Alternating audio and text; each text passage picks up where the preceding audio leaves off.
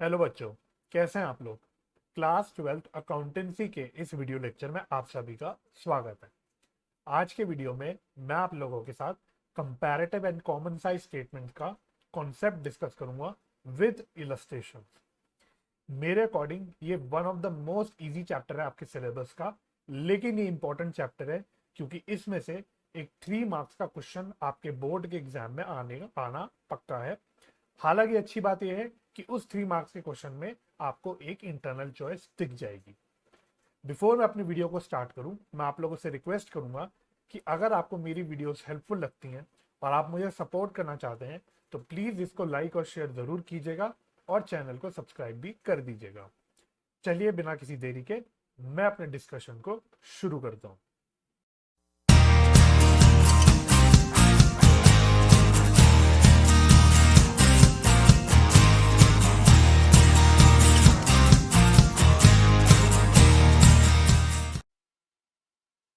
तो बिफोर मैं अपनी मेन डिस्कशन की ओर बढ़ूं, आपके साथ मैं कुछ बेसिक बातें करना चाहता हूं।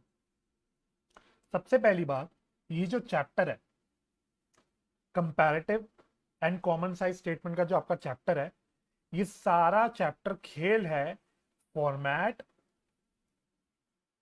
और कैलकुलेशन का। जब मैं फॉर्मेट की बात करता हूं तो फॉर्मेट का मेरा मतलब हो जाता है जो आपने शेड्यूल 3 के टर्म 1 में फॉर्मेट्स पढ़े थे, बैलेंस शीट और पीएनएल के। तो आपको शेड्यूल 3 के अकॉर्डिंग बैलेंस शीट और प्रॉफिट एंड लॉस स्टेटमेंट का अगर फॉर्मेट क्लियर है तो आपका फॉर्मेट वाला पार्ट खत्म हो जाता है। फिर बचता है आपका काम कैलकुलेशन का। तो मोमेंट आपकी ये दोनों चीजें ग्रिप में आ जाती है इस चैप्टर में, तो आपका चैप्टर खत्म हो जाता है। ये आएगी कैसे? दोनों भी चीजें, फॉर्मेट की प्रैक्टिस एंड कैलकुलेशन की प्रैक्टिस, दोनों आपको सेल्फ प्रैक्टिस से आएगी। मतलब कि जितने क्वेश्चंस आप अपने हाथ से प्रैक्टिस करोगे उतना आपका दोनों चीजों पे ग्रिप आ जाएगी और 3 मार्क्स आपके फुल पक्के। कोई भी इन 3 मार्क्स को आपसे छीन नहीं सकता, पहली बात। दूसरी बात, जब मैं comparative and common size statement की बात करता हूं तो ये दोनों भी स्टेटमेंट्स होते हैं आपके फाइनेंशियल स्टेटमेंट एनालिसिस के टूल्स। तो जिस प्रकार से रेशियो एनालिसिस यूज होता है या कैश फ्लो एनालिसिस के लिए आप कैश फ्लो स्टेटमेंट बनाते हो, उसी प्रकार से comparative and common size statements भी फाइनेंशियल स्टेटमेंट के एनालिसिस के टूल्स होते हैं। ये बात आप लोगों ने कुछ हद तक फर्स्ट टर्म में भी पढ़ी थी जब हमने फाइनेंशियल स्टेटमेंट एनालिसिस का चैप्टर डिस्कस किया था। अच्छा, फर्स्ट टर्म में हमने फाइनेंशियल स्टेटमेंट एनालिसिस में बात करी थी कि एनालिसिस होती है दो प्रकार की। एक होता है हॉरिजॉन्टल एनालिसिस, दूसरा होता है वर्टिकल एनालिसिस। तो जब हम हॉरिजॉन्टल एनालिसिस की बात करेंगे तो हॉरिजॉन्टल एनालिसिस में आ जाता है आपका कंपैरेटिव स्टेटमेंट्स।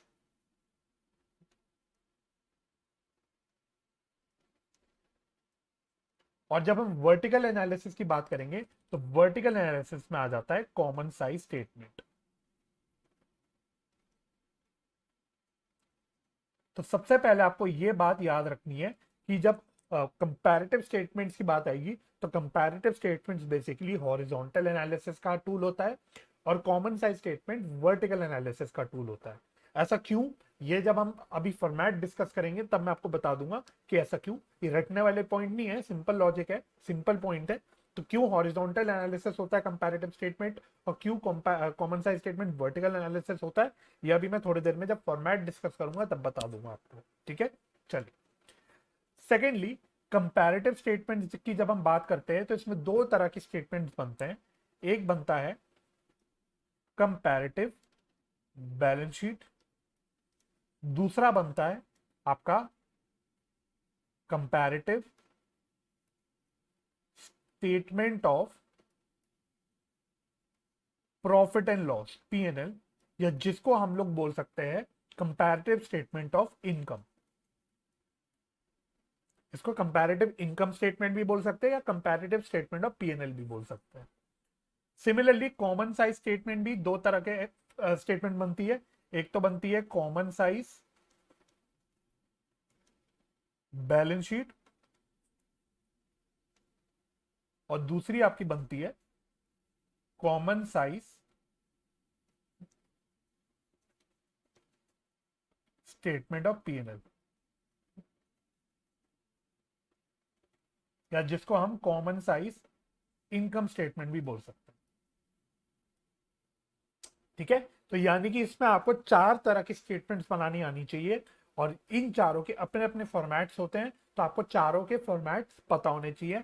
हालांकि अगर आपको बैलेंस शीट का फॉर्मेट पता है एज पर शेड्यूल 3, तो आपके दोनों भी comparative balance sheet and common size balance sheet cover हो जाएगी। और अगर आपको शेड्यूल 3 के अकॉर्डिंग स्टेटमेंट ऑफ पीएनएल का फॉर्मेट पता है, तो उसमें भी आपके comparative income statement and common size income statement दोनों भी कवर हो जाएगी। ठीक है, तो मेन है, बेस है आपका शेड्यूल 3 के फॉर्मेट्स। मोमेंट आपके शेड्यूल 3 के फॉर्मेट्स खत्म है, क्लियर है, आपको पता है फॉर्मेट्स, आपको लर्न है फॉर्मेट्स, तो आपको यहाँ पे फॉर्मेट में कोई भी दिक्कत नहीं आएगी। थोड़ा सा आपको फॉर्मेट में एडिशनल थोड़ा सा कुछ काम करना होगा, तो वो तो आप जित प्रैक्टिस जब अपने हाथ से करोगे तो ऑटोमेटिकली हो जाएगा। ठीक है, और सेकेंडली मैंने आपको बोला कि आपको कैलकुलेशंस करने की खूब सारी प्रैक्टिस करनी है, क्योंकि इस जो चैप्टर है या इस चैप्टर के जो क्वेश्चंस आते हैं, उसमें जो मेन आपका टाइम वेस्ट होता है, टाइम वेस्ट तो नहीं बोलूंगा, या टाइम कंज्यूम होता है, वो कैलकुलेशंस में होता है। तो अगर आप स्लो कैलकुलेशन करोगे तो आपको इस चैप्टर के क्वेश्चंस करने में एग्जाम में टाइम लग जाएगा। ठीक है, तो आपको अपनी साइड से इसमें प्रैक्टिस करनी है। इसमें मैं या कोई भी और टीचर एक्स्ट्रा नहीं करा सकता। जितनी आप अपने आप से प्रैक्टिस कर लेंगे, उतना ये चैप्टर आपके ग्रिप में आ जाएगा। ठीक है, अनलाइक अदर चैप्टर जब अकाउंट्स में पढ़ते हैं जिसमें काफी कॉन्सेप्चुअल बातें भी होती है, इसमें इतनी कॉन्सेप्चुअल खास बातें है नहीं। इसमें मेन है आपका फॉर्मेट एंड कैलकुलेशन। ठीक है, अब ये बात करने के बाद हम लोग अब फॉर्मेट्स पे आते हैं। तो एक एक करके मैं आपको सारे फॉर्मेट डिस्कस करूंगा, और उस पर आपको एक एग्जाम में जैसे क्वेश्चंस आ सकते हैं, वैसे आपके क्वेश्चंस भी दिखा दूंगा। ठीक है, तो चलिए अब हम लोग फॉर्मेट्स की ओर और इलस्ट्रेशंस की ओर बढ़ते हैं। तो सबसे पहले हम लोग डिस्कस करते हैं format of comparative balance sheet. इस फॉर्मेट्स की पीडीएफ की लिंक मैं डिस्क्रिप्शन में छोड़ दूंगा, आप वहां से इस फॉर्मेट को डाउनलोड कर सकते हैं, या फिर आप अपनी किताब से भी चेक कर सकते हैं, जो भी आपको कंफर्टेबल लगे। तो format of comparative balance sheet, तो देखो सबसे पहली बात, जो यहां तक का फॉर्मेट है, जो यहां तक का फॉर्मेट है, यहां से लेके मैं बोलूंगा यहां तक, ये आपका पूरा बैलेंस शीट का फॉर्मेट है, जो आपके शेड्यूल 3 की बैलेंस शीट होती है। आप अगर देखोगे तो बिल्कुल आपको शेड्यूल 3 की बैलेंस शीट दिखेगी। तो यहां तो आप ऑलरेडी टर्म 1 में कर चुके हो। टर्म 1 में हम लोगों ने बहुत डिटेल में एक एक आइटम डिस्कस किया था। मोर और लेस वही चीज है, थोड़ा सा आपको इधर उधर चीजें मिलेगी। जैसे हम यहाँ पे बोल रहे हैं शेयर कैपिटल को equity share capital and preference share capital में अलग अलग से तोड़ के दिखा रहे हैं, तो ये छोटी छोटी सी चीजें डिफरेंस है, लेकिन मेजरली फॉर्मेट आपका शेड्यूल 3 के अकॉर्डिंग है। तो आपको पहले तो इस फॉर्मेट पे अच्छे से ग्रिप होना चाहिए।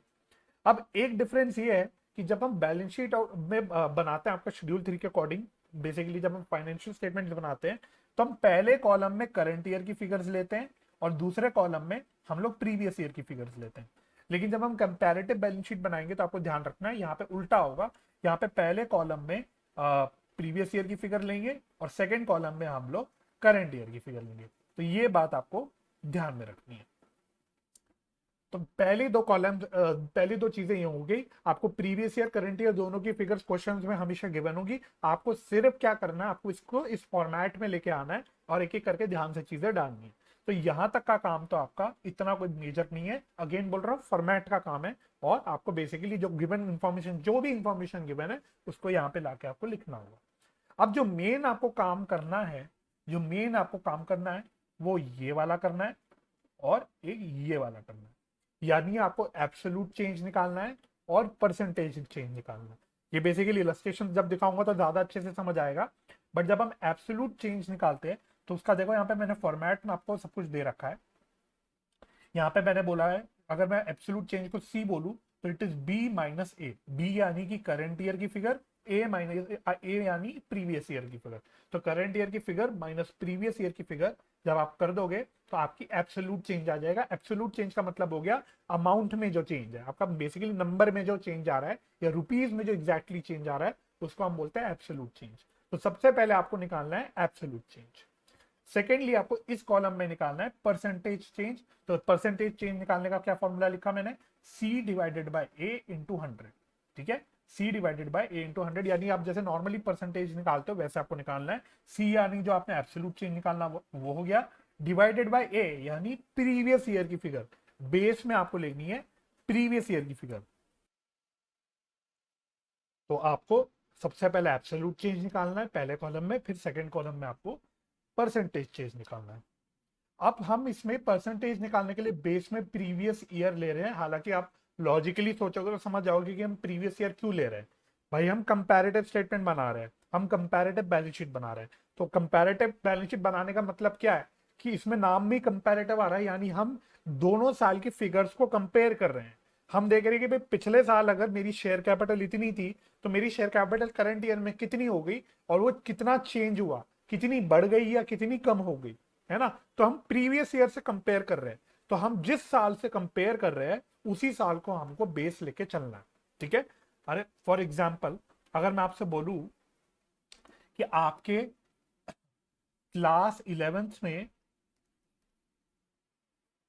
अगर मैं बोलता हूं अकाउंट्स में आपके मार्क्स आए आउट ऑफ 100, ऐसे बोल लेता हूं 82, और क्लास 12th में आपके अकाउंट्स में मार्क्स आए 95, और मैं आपसे पूछूं कि बताओ कितना चेंज हुआ, कितने परसेंटेज चेंज हुए आपके मार्क्स, कितने परसेंटेज से बढ़ गए आपके मार्क्स। तो अगर पिछले साल 82 थे 11th में, 12th में 95 हुए, तो आप बोलोगे सर एब्सोल्यूट चेंज तो 13 का हुआ है, 13 मार्क्स का, ये मेरा एब्सोल्यूट चेंज हुआ है। और परसेंटेज चेंज कितना हुआ, आप बोलोगे सर 95 माइनस 82 यानी 13, जो मेरा एब्सोल्यूट चेंज है, डिवाइडेड बाय आप बेस में बोलोगे भाई हम 11th क्लास से कंपेयर कर रहे हैं, तो 82 इंटू 100, इस प्रकार से आप परसेंटेज निकालोगे। यही जैम फंडा आपको कंपैरेटिव स्टेटमेंट्स में लगाना होता है। चाहे कंपैरेटिव बैलेंस शीट बना रहे हो, चाहे कंपैरेटिव इनकम स्टेटमेंट बना रहे हो, दोनों में से जो भी आप बना रहे हो, जब आप परसेंटेज निकालोगे तो आपको प्रीवियस ईयर बेस में लेके चलना। तो बस आपको यही काम करना होता है, इसमें एब्सोल्यूट चेंज निकालना होता है और परसेंटेज चेंज निकालना होता है। अच्छा, अगर एब्सोल्यूट चेंज जो आपको आती है वो पॉजिटिव में आती है, अगर आपकी एब्सोल्यूट चेंज पॉजिटिव में आती है, दैट मीन्स क्या हो गया कि वो इंक्रीज है, वो इंक्रीज हुआ है। और अगर आपकी नेगेटिव में आती है एब्सोल्यूट चेंज, तो वो क्या हो गया, डिक्रीज। यही चीज यहाँ पे लिखी हुई। ठीक है, तो बस इतना ही काम है, इसमें आपको ज्यादा काम नहीं करना।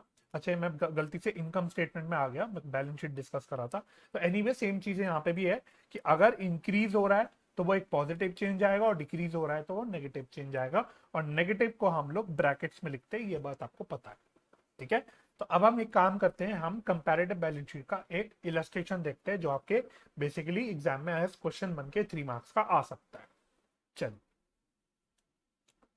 तो ये मैं आपकी किताब के इलस्ट्रेशन पे आ गया हूँ, इलस्ट्रेशन नंबर 1। तो ये देखो, अच्छा आपके जब क्वेश्चन आएंगे ना, तो आपके दो तरह के क्वेश्चन आ सकते हैं। एक तो इस प्रकार का क्वेश्चन आ सकता है जिसमें वो ऐसी टेबुलर फॉर्मेट में आपको इंफॉर्मेशन दे दे सारी। ये तो इस क्वेश्चन में आपको थोड़ी एक्स्ट्रा मेहनत करनी पड़ेगी, आपको अपने आप से याद करके बैलेंस शीट का फॉर्मेट बनाना पड़ेगा। आपके ऐसे भी क्वेश्चन आ सकते हैं कि वो आपको ऑलरेडी फॉर्मेट में बैलेंस शीट बना के दे दे और उसमें दोनों साल की फिगर्स दे दे, आपको सिर्फ कंपैरेटिव बैलेंस शीट बनानी हो, तो आपके लिए रिलेटिवली इजी हो जाएगा, क्योंकि आपके पास फॉर्मेट तो सामने क्वेश्चन में ही दिख रहा होगा, उसी को आप कॉपी कर दोगे और फिर आप एब्सोल्यूट एंड परसेंटेज चेंज निकाल दोगे। ठीक है, तो इस क्वेश्चन में, ये भी आपके सीबीएसई का एग्जाम क्वेश्चन है, तो इस क्वेश्चन में क्या किया हुआ है उन्होंने, टेबुलर फॉर्मेट में आपको दोनों साल की फिगर दे रखी है, और ईयर भी देखना, पहले आपको 2017 की दे रखा है और फिर 2016 का दे रखा है। आपको comparative balance sheet obviously current year का बनाना है, तो हम लोग फॉर्मेट के अकॉर्डिंग चलेंगे। तो देखो, पहले क्या हुआ, हमने क्या किया, सारी के करके इंफॉर्मेशन को बैलेंस शीट फॉर्मेट में लिया है ना। शेयर कैपिटल यहाँ आ रहा है तो हमने इसको यहाँ पे लिख दिया और दोनों सालों की फिगर ले ली। और ध्यान रखना, हमने जब कंपैरेटिव बैलेंस शीट बनानी है तो पहले 2016 यानी प्रीवियस ईयर लेना है, और फिर 2017 यानी करंट ईयर लेना है। ठीक है, तो हमने सारी चीजें दिखा दी, रिजर्व एंड सरप्लस को यहाँ डाल दिया। फिर और क्या दे रखा है आपका, long term borrowings, long term borrowings non current liabilities में आता है, तो यहाँ पे आ गया नॉन करंट लाइबिलिटीज के अंदर लॉन्ग टर्म बोरिंग्स। उसके बाद क्या दे रखा है उसने, करंट लाइबिलिटीज डायरेक्टली निकाल के दे रखी है, तो ये हमने करंट लाइबिलिटीज मेन हेड के अंदर ही दिखा दिया। फिर आपको क्वेश्चन में प्रॉपर्टी प्लांट एंड इक्विपमेंट यानी फिक्स्ड एसेट्स दे रखे हैं, ये नॉन करंट एसेट्स होते हैं, तो हमने यहाँ पे डाल दिए। फिर आपको इन्वेस्टमेंट यानी नॉन करंट इन्वेस्टमेंट्स दे रखी हैं, तो वो भी नॉन करंट एसेट्स होते हैं, तो हमने यहाँ पे डाल दिया। और फिर आपको डायरेक्टली करंट एसेट्स दे रखे हैं, वो हमने यहाँ पे डाल दी। तो पहले हमने क्या किया, क्वेश्चन जो दिया है, जो क्वेश्चन में इंफॉर्मेशन दिया, उसको बैलेंस शीट फॉर्मेट में हमने सारी डिटेल्स को या सारी इंफॉर्मेशन को एक एक करके पंच कर दिया। फिर हमारा मेन काम हुआ, फिर हमने यहाँ पे निकाला एब्सोल्यूट चेंज। तो अगर आप यहाँ देखोगे, पिछले साल शेयर कैपिटल 25 लाख था, इस साल भी 25 लाख है, तो जीरो चेंज है, तो 0% चेंज। रिजर्व एंड सरप्लस पिछले साल 10 लाख था, इस साल 6 लाख हो गया, तो आप फॉर्मूले के अकॉर्डिंग निकालोगे तो बोलोगे 6 lakh minus 10 lakh, that is minus में 4 लाख। इसका क्या मतलब है कि रिजर्व एंड सरप्लस डिक्रीज हो गया प्रीवियस ईयर से, है ना, 10 लाख से कम हो गया, 6 लाख हो गया है, तो आपका एब्सोल्यूट चेंज माइनस 4 लाख आ गया। और जब परसेंटेज निकाला आपने, तो परसेंटेज कैसे निकालोगे आप बोलोगे माइनस 4 लाख यानी absolute change divided by previous year की फिगर, यानी प्रीवियस ईयर की फिगर मेरी 10 लाख हो गई, डिवाइडेड बाय 10 लाख इंटू 100। इसको आप सॉल्व करोगे, आप बोलोगे जीरो जीरो कट गया, ये 4 जीरो कट गए, तो ये आ गया आपका -40%, -40% यानी -40%। तो ये आपने यहाँ पे लिख दिया, ठीक है। तो यही कैलकुलेशन आपको जल्दी जल्दी करनी है रफ में फटाफट से, तो इसी की स्पीड आपको बनानी है। जितनी आपकी कैलकुलेशन की स्पीड बन जाएगी, उतनी आपकी क्वेश्चन करने में टाइम कम लगेगा और आप आराम से 3 मार्क्स के क्वेश्चन को सॉल्व कर दो, ठीक है। तो सारे आप देखोगे एब्सोल्यूट चेंज, परसेंटेज चेंज ऐसे ही निकाले गए हैं, ठीक है। अच्छा, अगर आपके परसेंटेज डेसिमल्स में आ रहे हैं, तो आपको क्या करना है, आपको 2 डिजिट्स लेने हैं, बस 2 डिजिट्स लेने हैं, बहुत ज्यादा आपको डेसिमल में नहीं जाना, आपको 2 डिजिट्स ले लेने, ठीक है। तो मान लो ये आ रहा है मेरा, मुझे पता नहीं वैसे कितना आ रहा है, बट सपोज ये आ रहा है 6.6642 जो भी, तो ये आपका राउंड ऑफ होके 6.66% हो जाएगा, है ना। लेकिन मान लो आपका ये आ रहा है 6.66542 इस प्रकार से आ रहा है, तो ये बेसिकली आपका हो जाएगा राउंड ऑफ होके 6.67%, ठीक है। वैसे अगर आपका कोई परसेंटेज आ रहा है 2.45 या 2.4427 इस प्रकार से, तो ये आपका 2.44% हो जाएगा, ठीक है। यानी बेसिकली थर्ड डिजिट में अगर 5 से ज्यादा आ रहा है, 5 या 5 से ज्यादा, तो आप ऊपर की तरफ राउंड ऑफ कर दो। जैसे अगर ये आ रहा होता 2.4452 समथिंग समथिंग, तो आप इसको कर देते 2.45%। लेकिन यहाँ पे मैंने बोला 2.427 करके, यानी 5 से कम आ रहा है थर्ड डिजिट से, तो आप 2.44% लोगे, ठीक है। तो इस प्रकार से आपको 2 डिजिट्स लेके चलनी है। और वैसे थोड़ा ऊपर नीचे राउंड ऑफ करने में होता है, तो इतनी कोई मेरे हिसाब से तो दिक्कत नहीं है। तो आपको यही काम इसमें करना है, ठीक है। तो बेसिकली हमने यही किया, देखो हर उसमें हमने ये किया।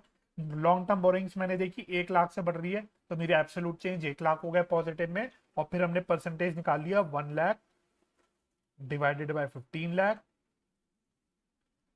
इंटू 100,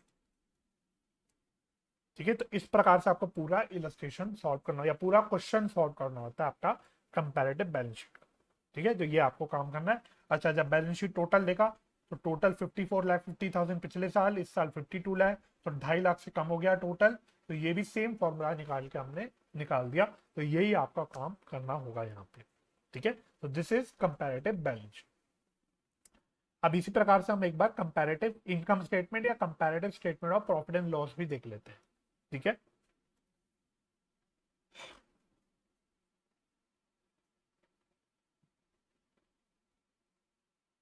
एक मिनट,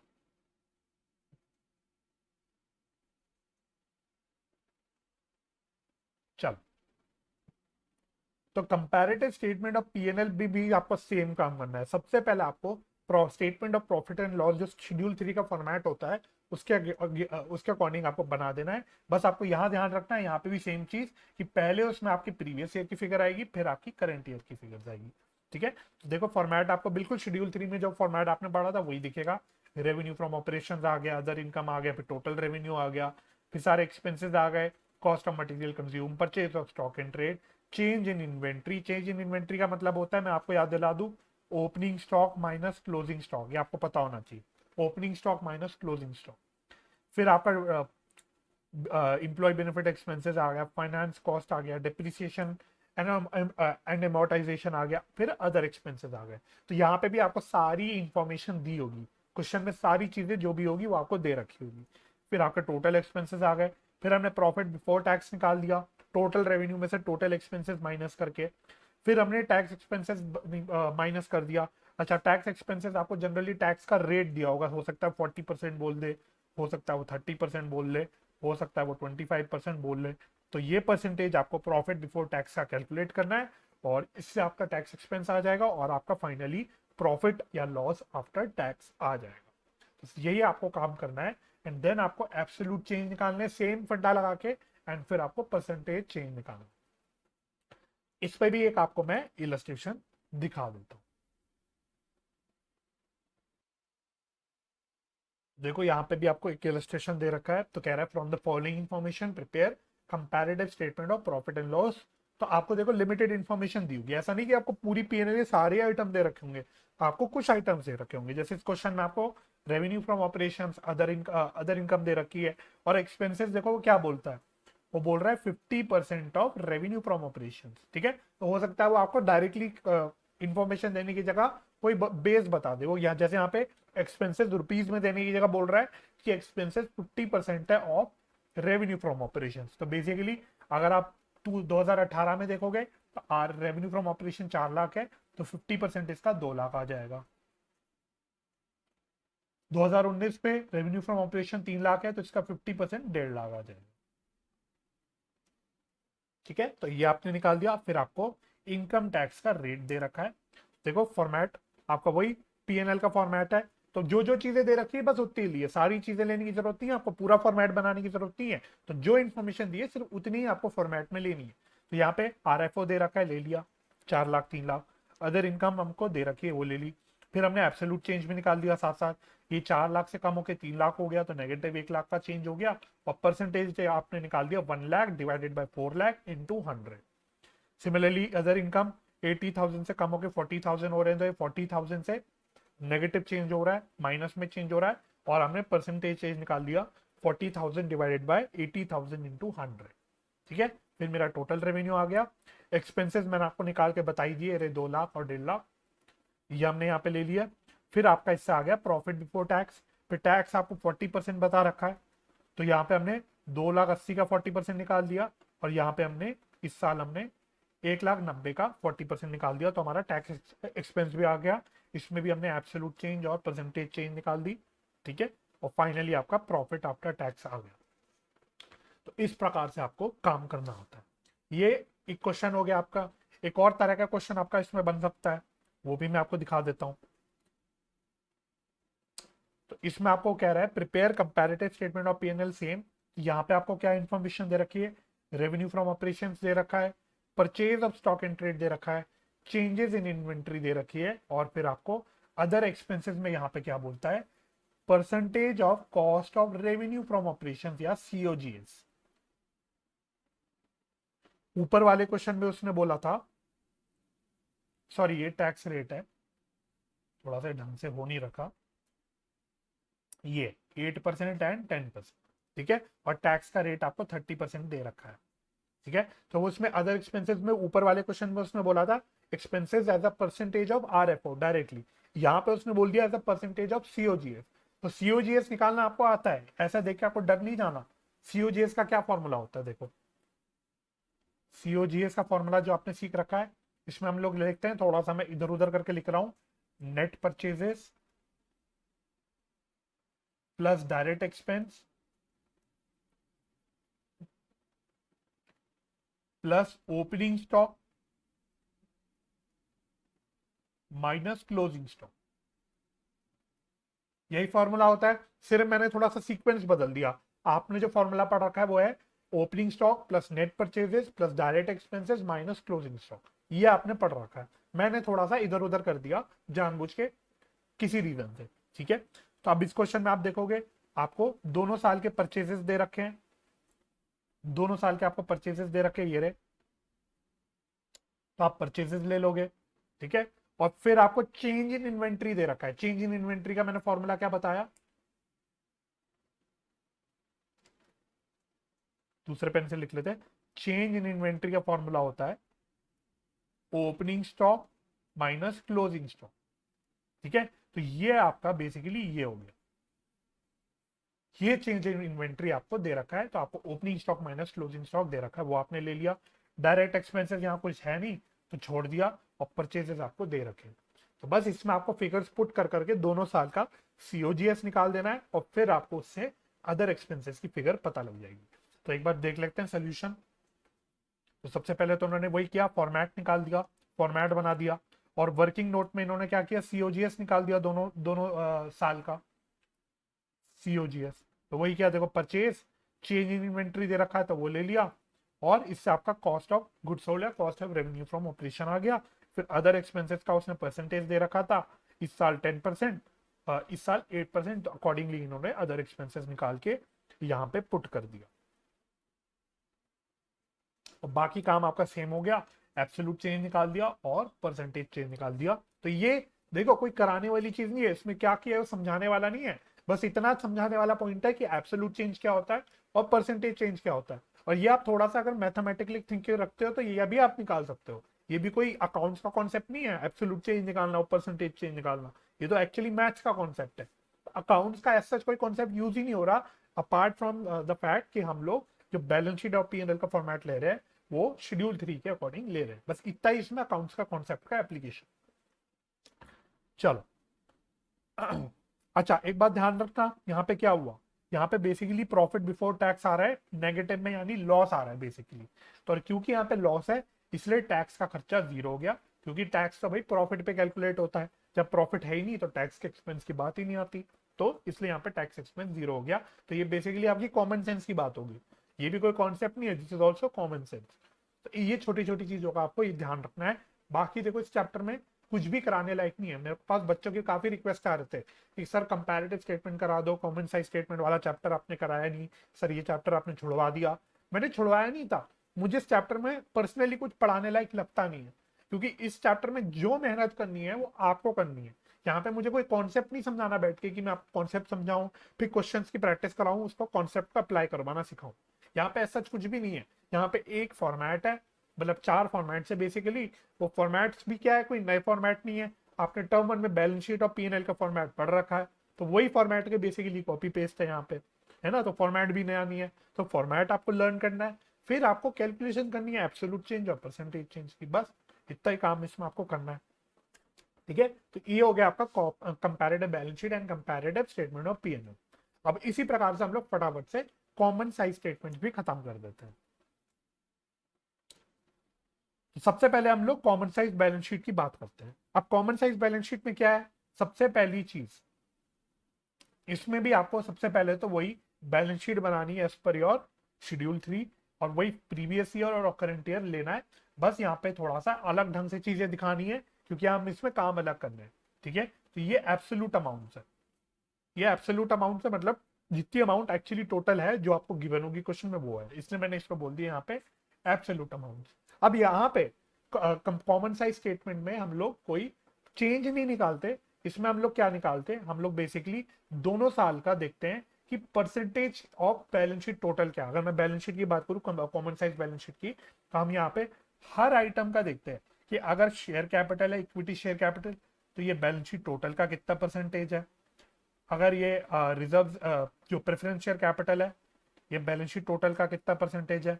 लॉन्ग टर्म बोरिंग्स है मेरी, ये बैलेंस शीट टोटल का कितना परसेंटेज है। तो इस प्रकार से हम लोग निकालते हैं। तो हम लोग क्या ले लेते हैं, एक बेस ले लेते हैं, यहाँ पे एक कॉमन बेस ले लेते हैं, और हर आइटम का देखते हैं कि हर आइटम उस कॉमन बेस का कितना परसेंटेज है।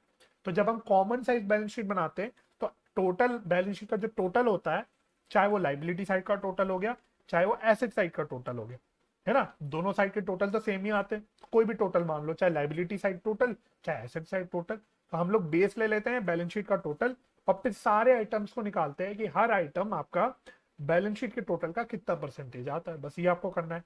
अब यहाँ पे आपको एक बनाना है एब्सोल्यूट अमाउंट, तो ये एब्सोल्यूट अमाउंट तो एज पर जो आपका एक्चुअली फाइनेंशियल स्टेटमेंट में फिगर्स आ रही है वो ले ली, और फिर आपने परसेंटेज निकाल दिए। अब यहाँ पे प्रीवियस ईयर की परसेंटेज भी निकालने हैं और करंट ईयर के परसेंटेज भी निकालने हैं।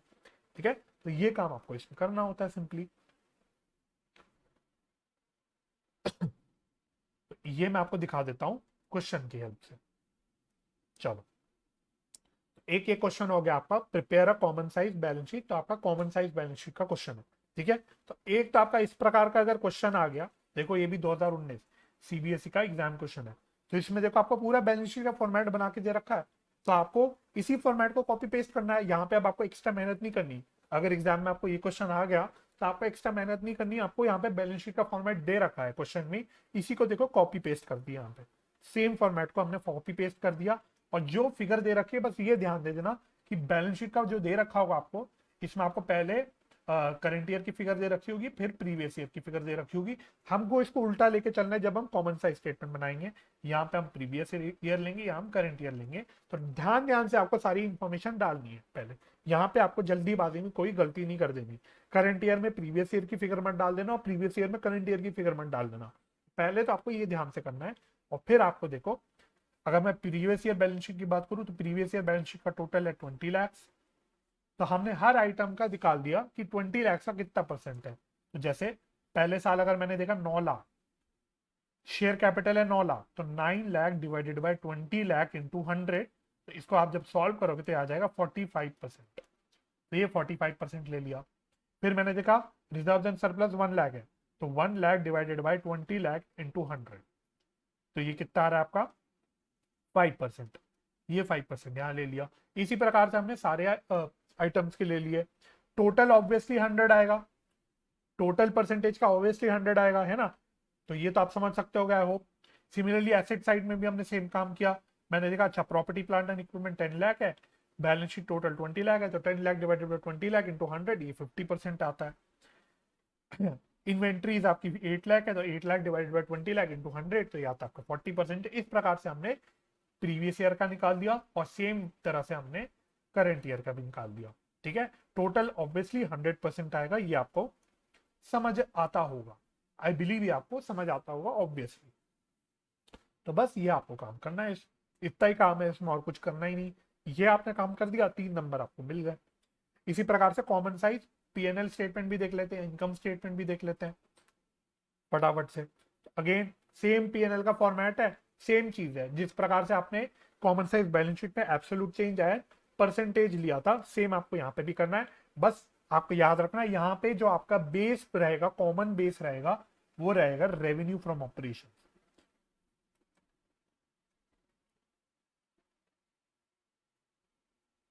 Revenue from operation, common size balance sheet में कॉमन बेस होता है बैलेंस शीट का टोटल, यानी एसेट साइड का टोटल या लाइबिलिटी साइड का टोटल। और जब कॉमन साइज इनकम स्टेटमेंट बनाते हैं तो हमारा कॉमन बेस रहता है रेवेन्यू फ्रॉम ऑपरेशन। ये चीज आपको याद रखनी है। ये आपका सेपरेटली थ्योरी क्वेश्चन में भी आ सकता है। थ्योरी क्वेश्चन में भी आपसे पूछा जा सकता है कि बेस क्या लेके चलते हैं हम कॉमन साइज पीएनएल स्टेटमेंट और बैलेंस शीट में। तो ये अपने आप में 2 नंबर का थ्योरी का सवाल आ सकता है। वैसे तो नहीं आएगा आपके टर्म 2 का। अगर मैं सैंपल पेपर देखूं तो उसमें कोई इससे थ्योरी का सवाल आने के लग तो नहीं रहे चांसेस, लेकिन आ सकता है, थ्योरी का सवाल बन सकता है यहाँ से भी।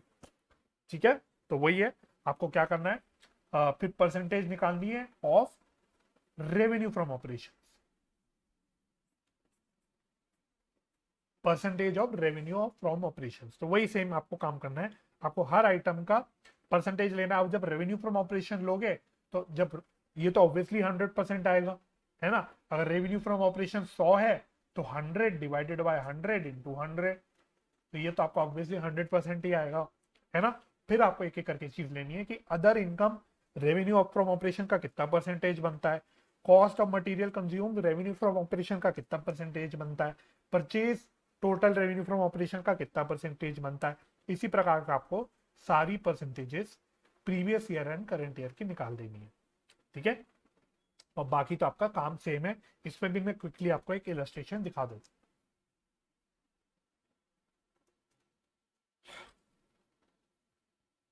देखो, prepare common size statement of profit and loss from the following information.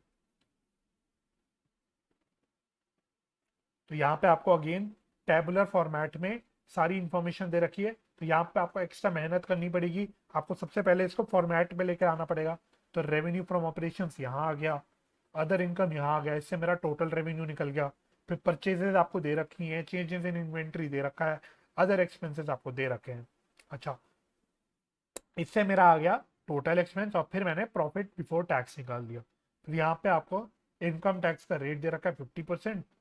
तो प्रॉफिट बिफोर टैक्स मेरा अगर 2,07,500 है, तो इसका 50% मैंने निकाल दिया इनकम टैक्स, और बच गया मेरा प्रॉफिट आफ्टर टैक्स। सिमिलरली यहाँ 3,90,000 का प्रॉफिट बिफोर टैक्स है, इसमें मैंने 50% के हिसाब से टैक्स निकाल दिया, और मेरा बच गया प्रॉफिट आफ्टर टैक्स। सबसे पहले तो मैंने ये काम कर दिया, और फिर मैंने निकाल दिया, एक एक करके परसेंटेज निकालना शुरू कर दिया। तो जैसे 7,50,000 डिवाइडेड बाय 7,50,000 इंटू 100, तो ऑब्वियसली 100 ही आएगा दोनों साल। फिर 75,000 डिवाइडेड बाय 7,50,000, यहाँ निकाल के दिखा देता हूँ एक जगह। 75,000 डिवाइडेड बाय 7,50,000 इंटू 100, तो ये आपका 10% आ जाएगा सॉल्व करोगे तो। ठीक है, टोटल आ गया 110%। क्यों? 8,25,000 डिवाइड बाय 7.5 लाख इंटू 100 करोगे तो 110 आएगा। नहीं तो आप लोग ऑल्टरनेटिवली 100 प्लस 110 भी कर सकते हो, ये भी आपका 110 आ जाएगा। ठीक है, फिर आपका सिमिलरली आपको परचेसेस का परसेंटेज निकालना है ना। तो 6 लाख डिवाइडेड बाय 7,50,000 इंटू 100, 80% आएगा। तो एक एक करके आपको परसेंटेजेस निकाल देनी है, और यहाँ पे भी परसेंटेज निकालते वक्त वही ध्यान रखना, अगर आपको बहुत ज्यादा डेसिमल्स में आ रहा है तो आपको 2 डेसिमल प्लेसेस ही लेके चलना।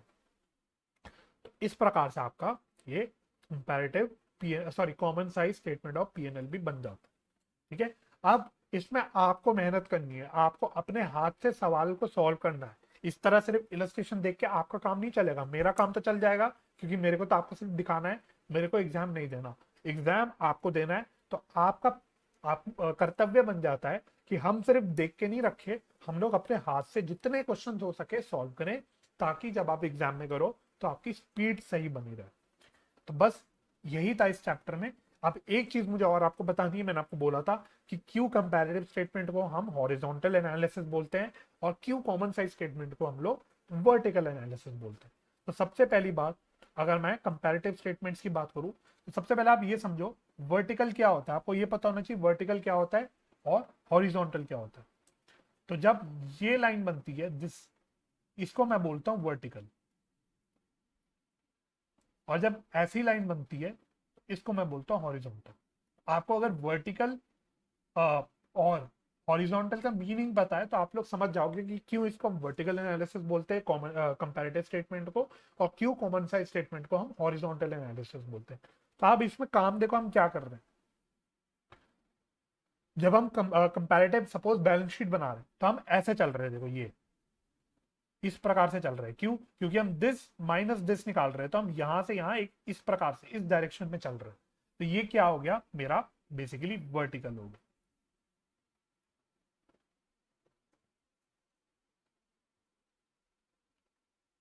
अच्छा, मैंने उल्टा बोल दिया ना मेरे ख्याल से, तो ये हैंग हो गया।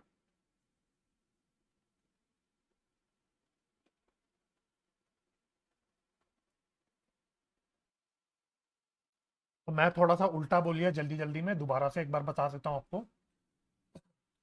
जब मैं वर्टिकल बोलता हूं तो वर्टिकल का मतलब होता है इस प्रकार से, ये ये वर्टिकल होता है। और जब मैं हॉरिजॉन्टल बोलता हूं तो हॉरिजॉन्टल होता है ये, this is horizontal and this is vertical. ठीक है, तो अब अगर हम जब जैसे सपोज मैं कंपैरेटिव बैलेंस शीट बना रहा हूं, तो मैं इस डायरेक्शन में चल रहा हूं, देखो ये, क्योंकि मैं दिस माइनस दिस कर रहा हूं, तो ये मेरा क्या हो गया, ये मेरा हॉरिजॉन्टल एनालिसिस हो गया।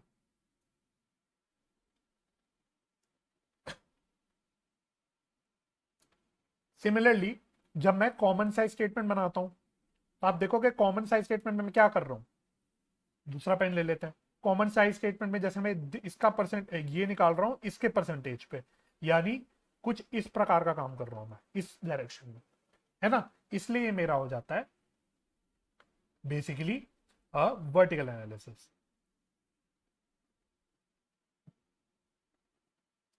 इसलिए हम बोलते हैं कंपैरेटिव स्टेटमेंट आपके हॉरिजॉन्टल एनालिसिस होते हैं, और कॉमन साइज स्टेटमेंट आपका वर्टिकल एनालिसिस होता है। ठीक है, तो हॉरिजॉन्टल और वर्टिकल एनालिसिस, सॉरी, हॉरिजॉन्टल और वर्टिकल का मीनिंग अगर पता है तो एनालिसिस को भी आप लोग लिंक कर दोगे। मेरी तरह कंफ्यूज मत कर देना, उल्टा मत कर देना, ठीक है। जो गलती मैंने की आपने नहीं करनी गलती। वर्टिकल और हॉरिजॉन्टल आपको पता होना चाहिए, और फिर भी आपको समझ में आए तो रट लेना, ठीक है। तो बस यही चैप्टर है आपका पूरा, और इसमें कुछ खास है ही नहीं। बाकी मैं उम्मीद करता हूं कि आप लोग अपनी तरफ से सारे सवालों को हाथ से प्रैक्टिस करोगे, नीटली प्रैक्टिस करोगे। मतलब एग्जाम में प्रेजेंटेशन भी दिखानी है, टेढ़े मेढ़े लाइनें नहीं बनानी, प्रॉपर नीट प्रेजेंटेशन दिखानी है, उसकी आपको प्रैक्टिस करनी है। और सेकेंडली आपको कैलकुलेशंस करने की जल्दी जल्दी प्रैक्टिस करनी, ठीक है। तो आई होप ये वीडियो से आपको थोड़ा सा ये चैप्टर पे कॉन्फिडेंस आ गया होगा, आपको समझ आ गया होगा, और आपको इस वीडियो से थोड़ी सी हेल्प मिली होगी। मेरे साथ इस वीडियो में जुड़ने के लिए बहुत बहुत धन्यवाद। अपना ध्यान रखें, परिवार का ध्यान रखें, हंसी खुशी रहें, एक दूसरे की मदद करते रहें, और पॉजिटिव माइंडसेट से पढ़ाई करते रहें। मैं आपसे मिलूंगा जल्दी अगले लेक्चर में। तब तक के लिए bye bye and take care.